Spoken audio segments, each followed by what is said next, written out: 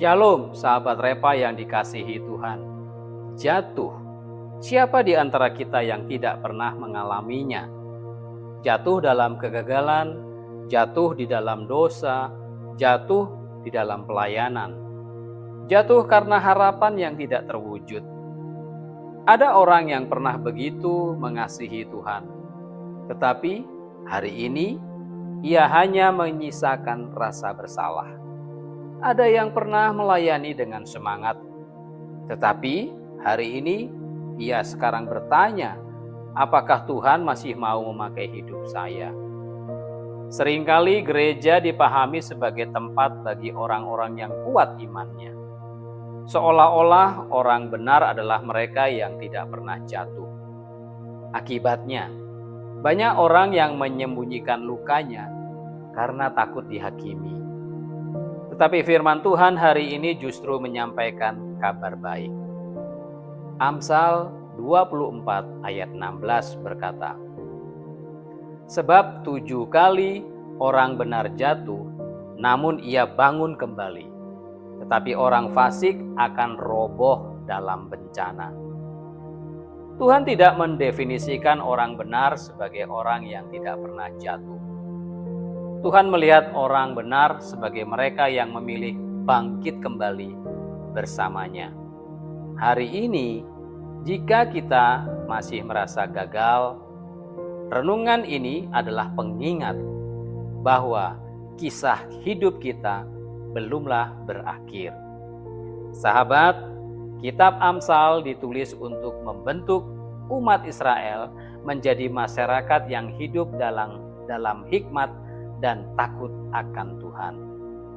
Dalam kehidupan sehari-hari, bangsa Israel mengalami penderitaan, kegagalan, dan tekanan hidup bukanlah sebuah hal yang asing bagi mereka. Pada masa itu, banyak orang berpikir bahwa orang benar akan selalu berhasil, sedangkan kesulitan dianggap sebagai tanda ditinggalkan Tuhan. Namun, realitas hidup menunjukkan hal yang berbeda. Orang benar pun dapat mengalami kejatuhan, seperti gagal panen, sakit penyakit, tekanan dari musuh, bahkan kesalahan diri sendiri. Melalui Amsal 24 ayat 16, Raja Salomo mengoreksi cara pandang tersebut. Menurut tafsir Alkitab, ayat ini tidak mengajarkan bahwa orang benar kebal terhadap kesulitan. Sebaliknya, orang benar juga mengalami jatuh yang berkali-kali. Yang membedakan mereka dari orang fasik adalah respon terhadap kejatuhan itu. Tujuan utama penulis adalah mengajarkan ketekunan iman. Hikmat sejati bukanlah hidup tanpa masalah, melainkan kesetiaan untuk tetap berdiri setelah mengalami kegagalan. Umat Tuhan dipanggil bukan untuk hidup sempurna menurut ukuran manusia, tetapi untuk terus kembali kepada Tuhan setiap kali mereka tersandung. Sahabat, Amsal 24 ayat 16 dimulai dengan kalimat, sebab 7 kali orang benar terjatuh. Dalam budaya Ibrani, angka 7 sering dipakai sebagai lambang kelengkapan atau pengulangan. Ini bukan sekedar hitungan matematika. Artinya, orang benar dapat mengalami kejatuhan berulang kali dalam perjalanan hidupnya. Kata jatuh di sini menggambarkan berbagai bentuk kesulitan, seperti penderitaan, kegagalan, kemunduran, bahkan situasi yang menjatuhkan seseorang. Namun firman Tuhan melanjutkan dengan pengharapan, yaitu, namun ia bangun kembali. Inilah inti ayat ini. Yang menjadi tanda orang benar bukanlah ketidaksempurnaannya, melainkan keteguhannya untuk bangkit. Sebaliknya, dikatakan bahwa orang fasik akan roboh dalam bencana.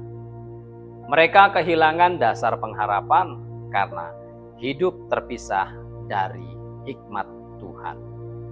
Secara deskriptif, Ayat ini menunjukkan bahwa kasih karunia Allah lebih besar daripada kegagalan manusia.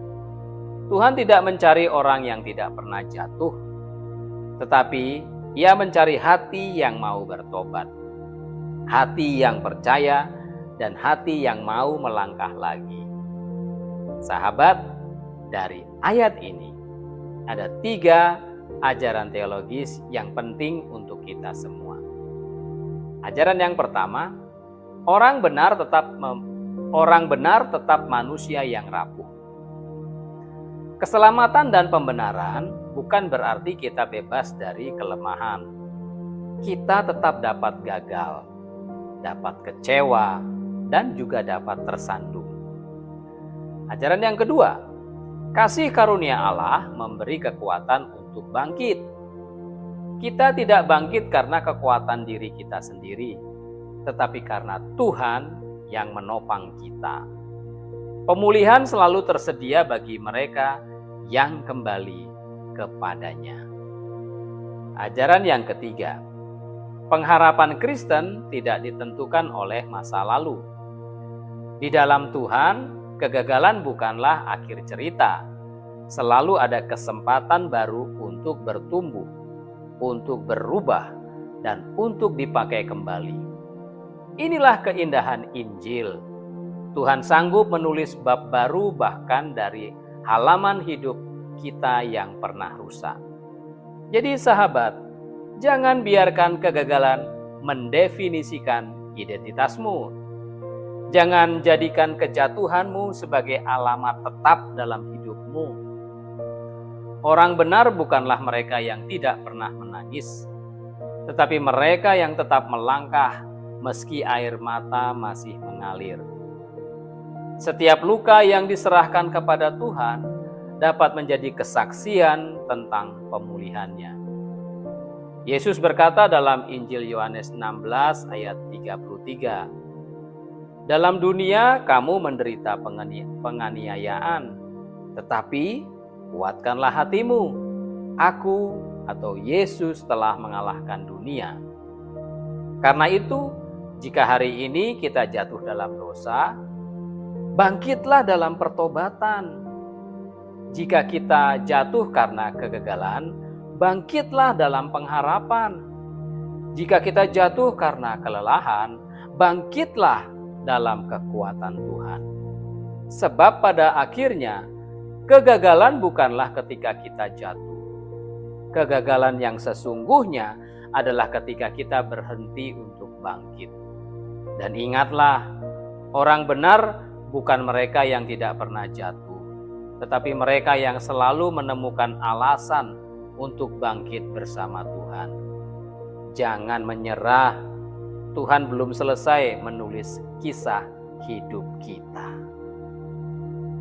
Sahabat, marilah kita bersama-sama berdoa. Bapa yang penuh kasih dalam kerajaan surga, terima kasih karena kasih setiamu yang tidak pernah berakhir dalam kehidupan kami. Engkau mengetahui setiap kejatuhan, kegagalan, luka-luka, dan air mata kami. Ampunilah kami apabila kami lebih percaya pada kegagalan kami daripada kepada kasih karunia-Mu. Bagi mereka yang saat ini merasa tidak layak, berikanlah mereka pengharapan baru ya Tuhan. Bagi mereka yang lelah, berikan mereka kekuatan baru. Bagi mereka yang jatuh dalam dosa, berikan mereka keberanian untuk bertobat dan kembali kepadamu. Ajarlah kami untuk tidak menyerah terhadap keadaan.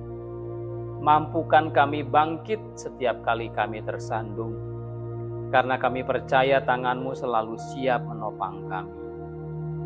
Pimpin langkah kami agar tetap setia sampai akhir, dan menjadi kesaksian hidup tentang kuasa pemulihan-Mu. Di dalam nama Tuhan Yesus Kristus kami berdoa dan mengucap syukur. Amin. Demikianlah Rema Peniel Ambarawa hari ini. Jikalau sahabat diberkati, katakan amin dalam kolom komentar dan bagikan video ini ke lebih banyak orang sehingga banyak orang yang diberkati. Tuhan Yesus memberkati. Amin.